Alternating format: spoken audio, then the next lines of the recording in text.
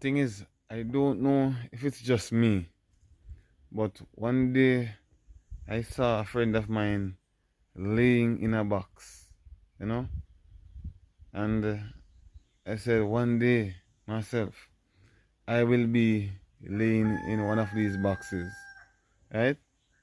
And someone will be looking over me and wishing their last goodbyes and eating and drinking at my setup and night and whatever you want to call it.